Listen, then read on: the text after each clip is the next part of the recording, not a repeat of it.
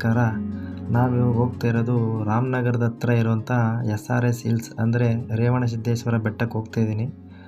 ಆಗಲೇ ಕೆಳಗಡೆ ಬಂದು ಗಾಡಿ ಪಾರ್ಕ್ ಮಾಡಿ ವೀರಭದ್ರ ಸ್ವಾಮಿ ಮತ್ತು ಗಣಪತಿ ಟೆಂಪಲ್ ಹೋಗಿ ನಮಸ್ಕಾರ ಮಾಡಿ ಈಗ ಬೆಟ್ಟ ಹತ್ತಕ್ಕೆ ಸ್ಟಾರ್ಟ್ ಮಾಡಿದ್ದೀವಿ. ಬೆಟ್ಟ ಹತ್ತಬೇಕಂದ್ರೆ ಸ್ಲಿಪ್ಪರ್ ಹಾಕ್ಕೊಂಡು ಹೋಗಂಗಿಲ್ಲ, ಹೊರಗಡೆ ಬಿಟ್ಟು ಬರಬೇಕು. ಮತ್ತು ತುಂಬ ಕೋತಿಗಳಿದೆ, ಬನ್ನಿ ಬೆಟ್ಟ ಹತ್ತೋಣ. ಆ ಕಡೆ ಈ ಕಡೆ ಗಿಡ ಮರಗಳೆಲ್ಲ ಇರೋದ್ರಿಂದ, ತಂಪಿನ ವಾತಾವರಣ ಇರೋದ್ರಿಂದ ಆರಾಮಾಗಿ ಬೆಟ್ಟ ಹತ್ಬೋದು. ಬೇಸಿಗೆ ಕಾಲದಲ್ಲೂ ಹತ್ಬೋದು, ಏನು ತೊಂದರೆ ಆಗೋದಿಲ್ಲ.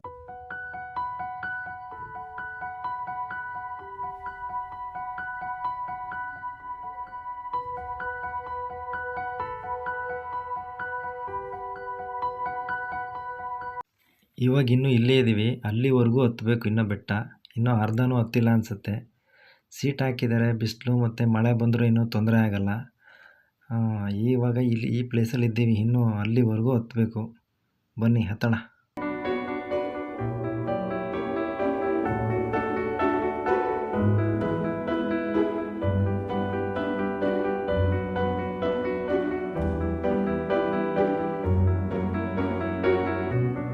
ಅಂತೂ ಇಂತೂ ಇಲ್ಲಿವರೆಗೆ ಬಂದ್ವಿ. ಇಲ್ಲಿಂದ ಸ್ವಲ್ಪ ಮೆಟ್ಲುಗಳು ಸ್ವಲ್ಪ ಡೀಪ್ ಇದೆ, ನೋಡೋಣ ಬನ್ನಿ, ಇದನ್ನು ಟ್ರೈ ಮಾಡೋಣ.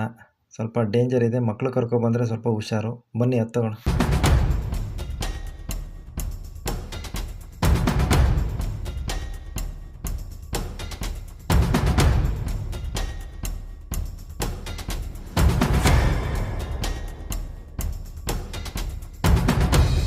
ಮಕ್ಕಳನ್ನೆಲ್ಲ ಕರ್ಕೊಂಬರ್ಬೇಕಾದ್ರೆ ಆ ಕಡೆ ಈ ಕಡೆ ನೋಡಿ ಹಿಡ್ಕೊಂಬರ್ಬೇಕು. ಅಲ್ಲೊಂದು ಸ್ವಲ್ಪ ಡೇಂಜರ್ ಇದೆ ಜಾಗ. ಇನ್ನು ಬೇರೆ ಕಡೆ ಎಲ್ಲ ಆರಾಮಾಗಿ ಈ ಥರ ಹತ್ಕೊಂಬರ್ಬೋದು. ಆ ಕಡೆ ಈ ಕಡೆ ಎಲ್ಲ ಕಂಬಿ ಇದೆ, ಅಲ್ಲೂ ಕಂಬಿ ಇದೆ, ಬಟ್ ಅದು ಫುಲ್ಲು ಡೀಪ್ ಇದೆ ಏರಿಯಾ. ಅದು ಅಲ್ಲಿ ಮಾತ್ರ ಹುಷಾರಾಗಿ ನೀವು ಬರಬೇಕು. ಇನ್ನೆಲ್ಲ ಆರಾಮಾಗಿ ಅಂತ ಮಾಡಿದ್ದಾರೆ. ಸುಮಾರು ದಿನ, ವರ್ಷಾನುಗಟ್ಟಲೆ ಆಗಿದೆ ಅನಿಸುತ್ತೆ ಅದು ಅಂತ ಎಲ್ಲ ಮಾಡಿ. ಈಗ ಟಾಪಿಗೆ ಬಂದಿದ್ದೀವಿ. ಇದು ಟಾಪ್ ವ್ಯೂ ಅಲ್ಲಿ 2 ಗೋಪುರ ಇದೆ. ಒಂದು ರುದ್ರಮುನೇಶ್ವರ ಮತ್ತು ಭೀಮೇಶ್ವರ ಅಂತಂದ್ಬಿಟ್ಟು 2 ಗೋಪುರ ಇದೆ. ಹಂಗೆ ಕೆಳಗಡೆ ಹೋದರೆ ಅಲ್ಲಿ ರೇವಣಸಿದ್ದೇಶ್ವರವರು ಅಲ್ಲಿ 700 ವರ್ಷ ತಪಸ್ಸು ಮಾಡಿ ಅಲ್ಲೇ ಐಕ್ಯ ಆಗಿರುವಂತಹ ಒಂದು ಲಿಂಗ ರೂಪದಲ್ಲಿ ಐಕ್ಯ ಆಗಿರುವಂಥದ್ದೊಂದು ಇದೆ. ಅದನ್ನು ಹಂಗೆ ಕೆಳಗಡೆ ಹೋಗಿ ನೋಡಬೇಕು. ಯಾರೇ ಬಂದ್ರೂ ಇಲ್ಲಿ ಬೆಟ್ಟ ಹತ್ತದ ಮೇಲೆ ಅಲ್ಲಿರೋ ಗೋಪುರದ ಹತ್ರ ಇರೋ ಗಂಟೆನ ಹೊಡಿಬೇಕಂತೆ. ಗಂಟೆ ಹೊಡೆದ್ರೆ ಪುಣ್ಯ ಬರುತ್ತೆ ಅನ್ನೋದು ಇಲ್ಲಿನ ಪ್ರತೀತಿ. ನೋಡಿ, ಇದು ಸುತ್ತ ದೇವಸ್ಥಾನದ ಮೇಲೆ ಅಂದರೆ ಬೆಟ್ಟದ ಮೇಲಿಂದ ಇರೋ ಫುಲ್ಲು 360 ಡಿಗ್ರಿ ವ್ಯೂಸು ತುಂಬ ಚೆನ್ನಾಗಿದೆ ನೋಡಿ.